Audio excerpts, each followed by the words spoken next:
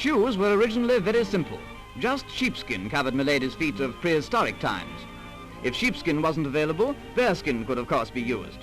For many centuries, footwear was merely the wrapping of different skins. And only 2,000 years ago, sandals were really only a more elaborate form of leather covering. Eventually, of course, feet were fitted. And by the 13th century, shoes, though simple in shape, gradually became more embroidered.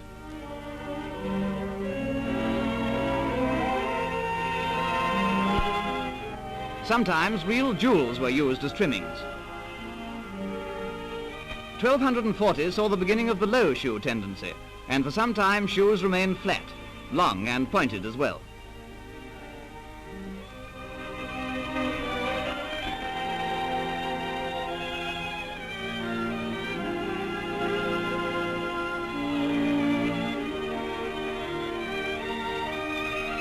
The pointed toe seized the fashionable imagination of the beau and belle of the period, and longer grew the sinister points, sometimes reaching 30 inches in length.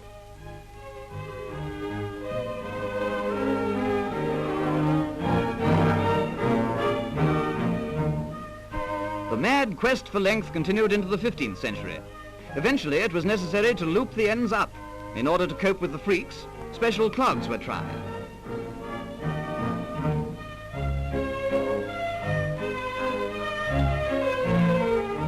Fashion so often indulges in extremes that it's not surprising to find in the 16th century bulbous toes replacing the pointed. Craftsmen must have worked well, for these are actual shoes of the 17th century.